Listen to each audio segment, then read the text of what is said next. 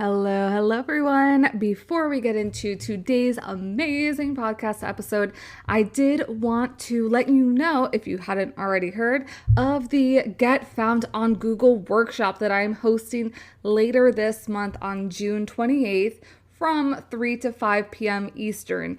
It is both workshop and co-working because I am going to show you how to optimize your Google business profile, give you a couple of tutorials, and then we are going to get into action and we're going to put in the work in to really optimize your Google profile. So depending on how much time we have by the end of it, you will either have a fully optimized Google business profile or be well on your way to doing so. So if you'd like to join us, check out the link in the show notes. I have two registration options for you. The first one is standard and it gets you access into this workshop, all of the tutorials. You also get me there being your Q&A master, and that is $40. And then the second option is a VIP option, which you're going to get all of that, plus you're going to get an audit by yours truly based on all the work that you have already done. So again, if you'd like to get more information and register to get found on Google, head on over to the show description for the link.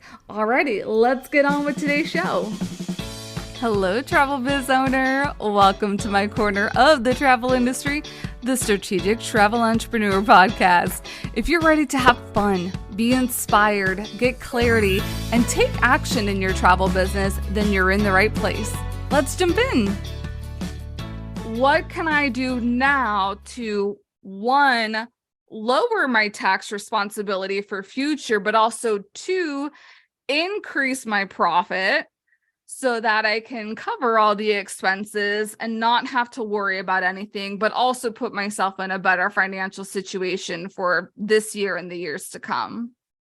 Yeah, and that's like a very loaded right question. Right. So first let's talk about, because you mentioned setting money aside to cover taxes. Mm-hmm. So let's go through and explain what taxes, because as a self-employed individual, especially if you're filing, on a Schedule C, so you're not paying yourself a wage with any taxes being withheld. So your entire net profit is not only subject to income tax, but it's also subject to self-employment tax. So there's two taxes. Yes. Plus whatever tax is at the state level. So whatever that percentage happens to be. So there's one thing, and people are like, oh, I'll just set a little bit of money aside, but they forget that there's essentially 15% that they're paying for self-employment tax, because that's covering the Social Security and Medicare in double. So the employer and the employee portion, because you're both as a small business owner. So that's one thing. And then of course the income tax. And, depending on how you're looking at it, if you're doing it from a revenue perspective, so before you deduct all of your expenses, like what would you set aside? Probably 20 to 25% would be safe. If you're doing it from a net profit perspective, you need to set aside a higher amount, because you're covering 15% for self-employment taxes, whatever your effective federal income tax rate. And if you look at your tax return, you can easily calculate that. And sometimes with this new software, it actually gives it to you on one of the summary sheets. Okay. So it could be, anywhere from like 10% up to, 30, 40, depending on how much income you have. So you need to factor that in there, plus your state tax level. So probably a minimum of 30% if you're basing it on your net profit, and maybe 20 to 25% pull off the top for if you're using gross revenue. Right. Because I think, so I've created the lead generation calculator that calculates kind of what your basic yearly income goal is. And I think that's what the calculator pulls is 30% for taxes, because when you're making income goals, I think like that's also something that's not talked about, is that you need to make income goals to cover not only what your expenses are, personal and professional, but also your tax responsibility. Yep. And it depends on how you set up those goals. I mean, this is like splitting Mm-hmm. hairs, but maybe when you're, covering what you're paying yourself personally and how much you want to pay for yourself, that can Mm-hmm. already include covering taxes, or you Mm-hmm. can call it out as a separate line item. Mm-hmm. Right. Two different ways to go, but that's where it really feeds into the profit planning piece, Right. because you're looking at the net, like what are you going to be left with after expenses, after taxes, because Right. that's really what's available to you to feed your lifestyle, to do whatever it is you want to do, and having those calculations be pretty accurate, and not Mm-hmm. creating a profit plan and letting it sit on a shelf for 12 months, like Yeah. Or that if you happens a have, lot. yeah, if you have created it, because that I have, like, after working kind of like through all my goals, the debts that I have to pay off and wanting to pay that off in the next year, I have like big goals that I have to achieve. So how can you rework essentially your plan? And that goes like, you have to know your numbers first. And once you know your numbers, how can you get there? And once you figured out how you can get there, aka your sales plan, how are you going to promote things so that you can get there, aka your marketing plan? Yeah, and that's, one of those things where the finances crosses over into marketing and sales, Right. because you really can't have one without the other. Like they No. do fit hand in hand. Right. And a lot of times the major focus in the travel industry or any high selling industry is marketing and sales. And Mm-hmm. then kind of like, oh, we look at the top level revenue and then forget about everything else. But Right. really, it's all of those things in between that also impact what you're able to keep and make and pay for, and all of that. I always flip mine upside down. So if you were saying like, what do you want to be able to pay yourself? Well, maybe part of paying yourself is also how much are you applying to debt or loans every month, because Mm-hmm. that's cash that has to come to you to be able to pay for that. Um, so you just reverse the whole thing. We're used to this profit and loss statement or income statement being a very traditional accounting focused look, revenue minus expenses equals profit. Like Right. flip it. Start with, what do I need to have? Like what's Right. my real money goal? And then what Right. money am I spending it on? Even if it's not an expense, I know this goes against the grain, like, but you're really trying to figure out almost a quasi cash flow Mm-hmm. element to it.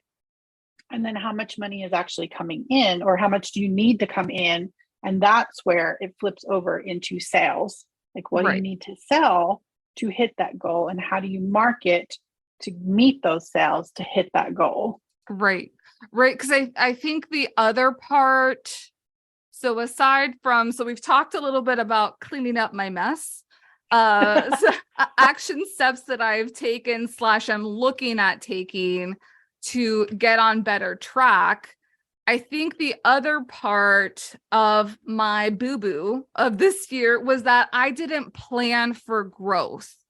And when I say that, it is talking about my fees, and not only like talking about the fees that I charge in my marketing business, but also additional tech that I needed to use that would make me better, more efficient, give more things or provide more benefits to my clients, but then also giving myself room to hire out assistants.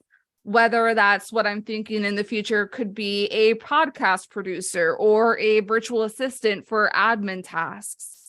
And I don't think that we talk about this a lot. It's not just like myself and my marketing business, but also travel advisors in their travel business, especially when there's so many people who are like, I will not charge a fee. Then how are you going to account for these expenses? Because it's not only that, it's what do you have the capacity to do? Many people are parents. Many people have autoimmune diseases like myself or are neurodivergent. So they don't have like the 60, 70 hours, but also should we be working that much anyways? Other topic. But then also giving yourself permission or being in a position to add on assistance, because I always hear, I don't have the money for that. I don't have, like, I can't hire somebody. I don't have the money for that. So why did you not position yourself for that growth to begin with, instead of being like, oh shoot, like it's time to do this and now I'm in a pickle? It happens a lot. And then the other thing I want to add in, because I know there's, a certain group, or I don't want to say level, but I don't know the right word to use, but they're in a certain space of travel advisor. And then there could be ones who are just starting, like this is starting out as a hobby, may become full time. Right. Some of them hit it out of the park, like right from the start. Other ones kind of struggle their way through. But retirement, like you're not going to be able to sustain this level of work forever. Right. Like, let's just face it. So part of the money that you're setting aside is not just for taxes, but it's for your future. Right. So how are you going to live when you stop selling travel, or you want to cut back on selling travel for whatever the reason? And it doesn't have to be because, you get older. Maybe now you have aging parents that need your help, or you have a child that now has their own child that you want to spend more time with. All of these different life events take us in different directions. And if we wait until it's too late to set those up, now we're scrambling or feel like, oh, I have to work a job or I can't survive. So that's a little bit extreme, but putting the point home, like you don't want a huge tax bill at the end of the year, but you also don't want to be faced with no money for retirement when you're to the age that you don't want to work anymore. Right. And even making sure that you're covered for when you do take the vacations that you want to be taking throughout the year. And also just future planning. Like maybe you want to upgrade your house at some point. Maybe you want to rent some office space. I think we all need to be more mindful, especially when we're charging fees, because especially in the travel world, the commission is the commission. There's different variables that you can utilize, like sell higher price products or sell one product to multiple people, aka groups, or like to be able to increase your conversion so you're not working as hard to like get more people. But you have to account all these different factors for growth in that planning fee. So I think sometimes we put out numbers like, okay, I'm going to charge this as my planning fee. It's going to be $250. It's going to be $350. But why? And like, is that the right number? I know those are things that I am mulling in my head, and it's not so much like, okay, this is the right number. If you want to make your planning fee $500 because that's going to afford you the lifestyle that you want, factoring in growth, investments, all these other things, what does a $500 experience for your clients look like? So it's the $500 value. Exactly. And then you also have to remember, of the $500, you're not actually getting to keep $500.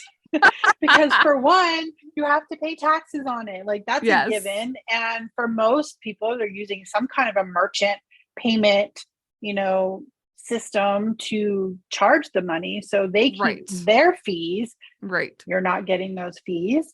And there's a bunch of other things, that factor into this. So the gross number is not the number that you get to keep. And I think that's just learning to be an entrepreneur and think with the numbers as an entrepreneur or a business owner versus an employee. And I know what my paycheck is every single week because they take everything out for me. And everything that's in there is what I have to cover my life and my bills.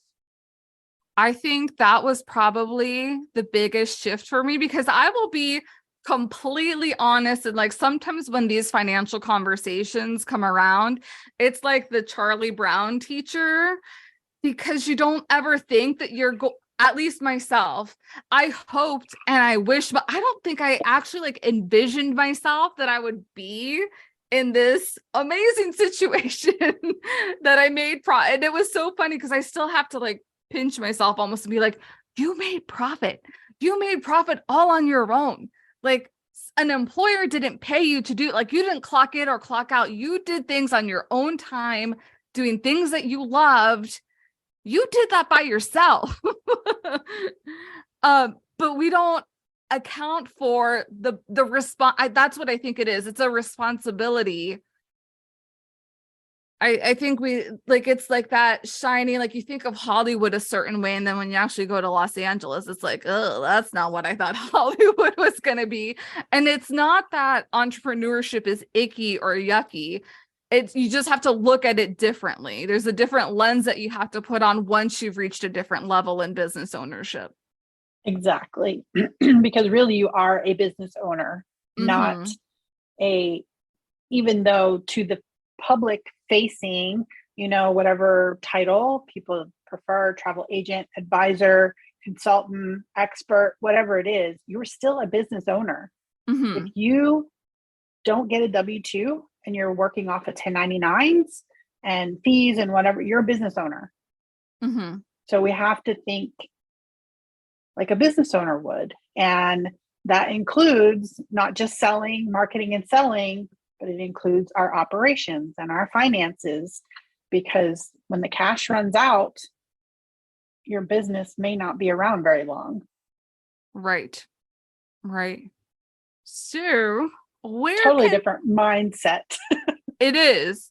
And it's kind of like going from foundation steps to, because I feel like I'm in various parts of my business. I'm in the rinse and repeat phase, and I'm also in the grow phase where I'm setting up systems, and financial systems is a big part of it. And it's not discussed enough because I think, I know sometimes, well, I know for me, because I love marketing, like we talk about the sexy stuff in business and the client facing things that we forget to be like, oh yeah, there's also like a machine that's running in the background, and the machine needs to be fed appropriately in order to survive.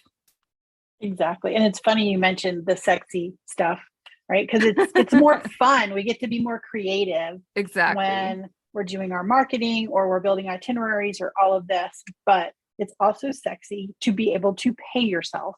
Yes. Like, how excited are people, when you got your paycheck? If you work for an employer at any point in time, you're like, oh, I got paid this week. What am I going to go do? Right. How am I going to celebrate?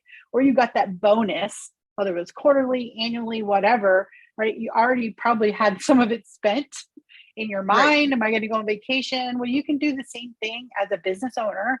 You just have to plan for it and make it happen as part of the business. Right. And then it is fun and sexy because you're getting to do what you want to do, live the lifestyle that you want to have without always constantly hustling and struggling. And like you said earlier, make it fun. Yes. And I think like that's kind of like the new eyes, and not that I had like, it's kind of going from what expenses can I cut to how can I make more money? And I think like that's where the exciting part comes from me, because I love being creative. I love thinking innovatively, and things don't have to be like cutting and dicing and all those like taking away all the time. So right. I think like that's what's the fun and exciting part for me now is, okay, like I know there's certain things that are out there that can help me reduce my tax responsibility, such as like Roth IRA or hiring employees or Augusta rule stuff, which we won't get into now, but talk to your tax accountant about that. So that stuff is exciting to see like how I can use different benefits that are allowed out there and how I can finagle those for my business.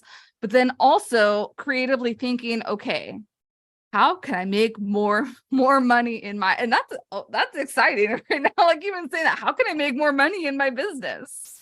It is, because, it's not just about making more money. It's really like, there's always a deeper thing to it. You're helping more people. You're Right. putting more good out into the world, and you're getting rewarded for what you're doing, that energy exchange. Yes. So you're receiving money, which is energy, and helping them, which is also your time and energy Yep. to make all that happen. So yeah, and when you work it from both angles though, like how can you make more money or attract more money, and how can you reduce expenses or, optimize your time, become more efficient, things like that, then you really see like where the Mm-hmm. magic happens. Yeah. Yeah. And that's the super exciting part. So while I'm like, that was like a little bruise, blemish, like we are rising up from that in April. So I know that you don't do taxes, but you do have different ways that you can help travel advisors with handling finances. So let us know a little bit more about your services. Yeah, so there's a couple of different ways. So you are correct. I do not prepare taxes anymore. Well, not as a paid role. Right. Family, still help them out, that kind of a thing. But I have been consulting, so helping travel advisors Mm, understand taxes better, understand, what they can do to help financially in their business, whether it's the foundations. It's huge. You don't know what your profit is every month, then you need to figure out how to see what that is. And I mm-hmm. know many are missing the connection, like, okay, well, my profit was $500 this month. What does that mean? So Uh-huh. it's you need to have that first before we can take it a step further. Right. So setting up those systems, not having the number crunch or the hair pulling session from January through April or whatever. So having that all in place before you get there, Right. which ultimately frees up time for wave season, right? Because nobody wants to be pulled away from when most clients are reaching out in the beginning of the year to focus on pulling their numbers together so they can pay income tax. Like that's Right. not very sexy at all. So No. helping travel advisors set up their tracking systems, whether that be in a spreadsheet, a cloud-based system, doing the consultations. And then I also have the tax prep kit, which is going to get a revamp before the end of the year to include more. But I know you have it. It's very thorough, and it does explain a lot of things about business taxes, not necessarily personal income tax, but some of the things in there kind of overlap.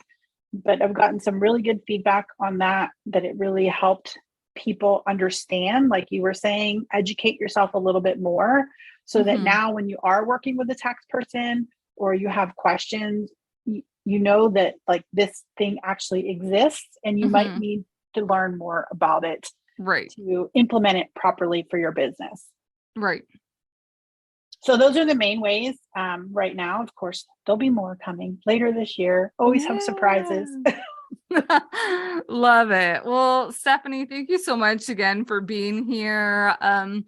Kind of like guiding along this. I felt very comfortable, and I hope like this was travel advisors, travel business owners. This was helpful to you. I'm sure some of you will be like, "What the heck, Rita?" And others or of you will be like, "Oh, I had no idea." So wherever you are along that spectrum, at least this has been some sort of an eye-opening interview that you can take and really empower yourself to improve the way you do finances for your travel business.